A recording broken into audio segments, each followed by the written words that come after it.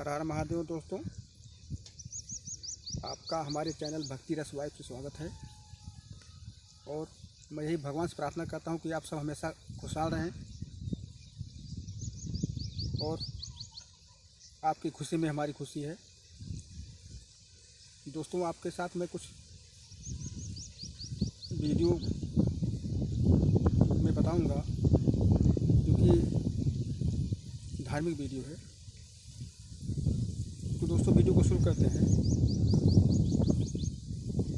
प्राचीन काल के समय की बात है। पुंडरीक नाम का एक व्यक्ति था जो बहुत ही दुष्ट प्रवृत्ति का था। वो अपने माता पिता को जो है बोझ समझता था, भार समझता था और उनके साथ दुर्व्यवहार करता था। तो एक दिन उसके दिमाग में ख्याल आया कि सब लोग काशी जा रहे हैं तीर्थ यात्रा करने के लिए, क्यों ना हम भी जाएं। ऐसा सोचकर वो काशी के लिए चल दिया।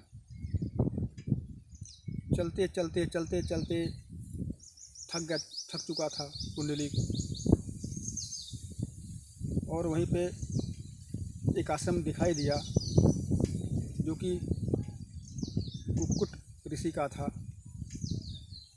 तो वहाँ पे कुक्कुट ऋषि के आश्रम के पास पहुंचकर वहाँ पे विश्राम करने लगा। तो पुंडलीक ने देखा कि जो है ब्रह्म मुहूर्त के समय में कुछ कन्याएं आती हैं और कुछ देर के लिए अंदर रहती हैं। वो भी आती हैं तो एकदम मैली काली कलूटी सी दिखाई देती हैं।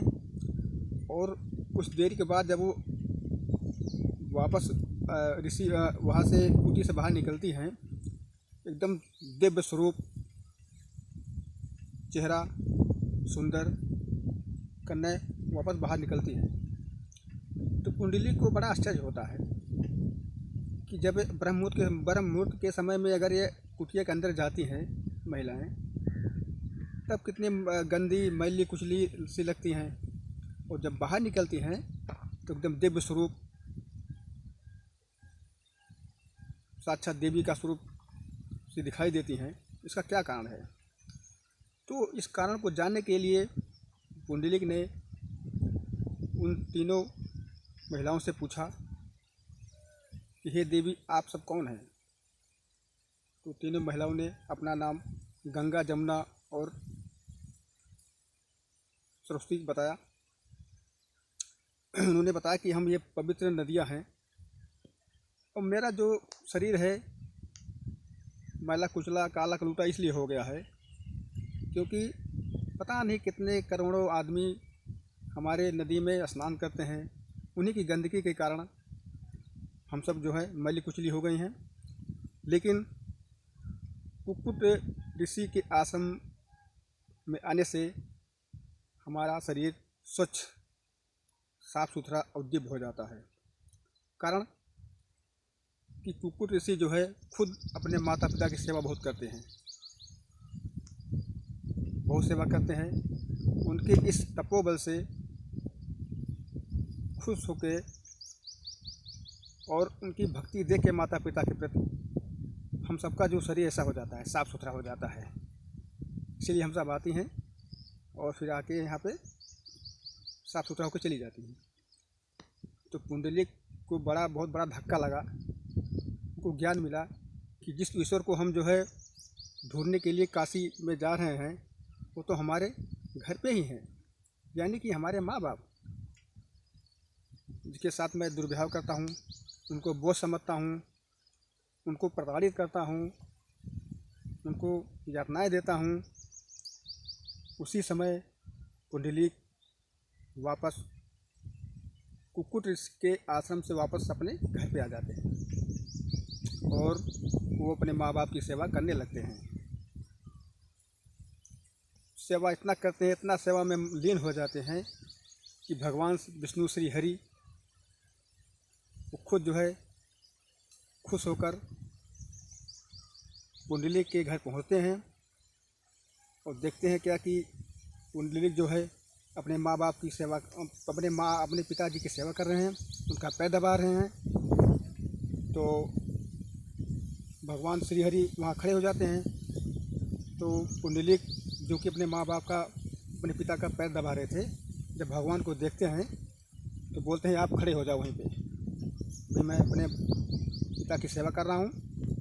और उनके भगवान की तरफ एक ईंट उन्होंने सरका दी, ये ईंट रहा, आप जो है इस पर खड़े रहो, हमको जब मौका मिलेगा तब मैं आपसे बात करूँगा।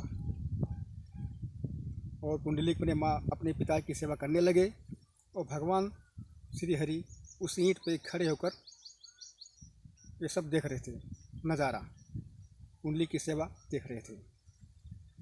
तो दोस्तों बाद में कुछ देर बाद पुंडलिक उठे, जब उनके पिताजी सो गए, भगवान से आके मिले पुंडलिक, उनसे क्षमा मांगी, प्रभु हम इतने मस्त ध्यान हो गया था कि मैं अपने पिता के सेवा में कि मैं आपको समझ नहीं पाया, तो हमें माफ़ कीजिएगा। भगवान ने उनको आशीर्वाद दिया और उनको जो है स्वर्ग में स्थान दिया। तो दोस्तों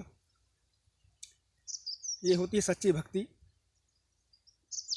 जो कि भक्त के कारण भगवान को इंतज़ार करना पड़ा, यानी भगवान श्री हरि को पुंडलिक से मिलने के लिए, बात करने के लिए इंतज़ार करना पड़ा।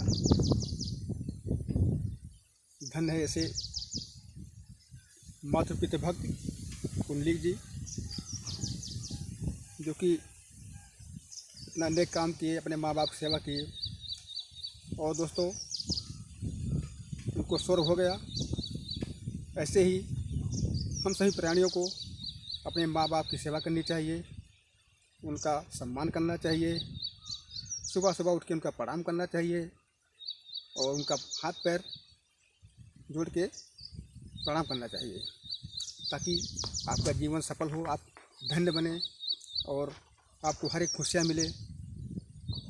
दोस्तों वीडियो अगर अच्छा लगा हो तो लाइक, सब्सक्राइब, कमेंट में ज़रूर हर हर महादेव लिखना। धन्यवाद।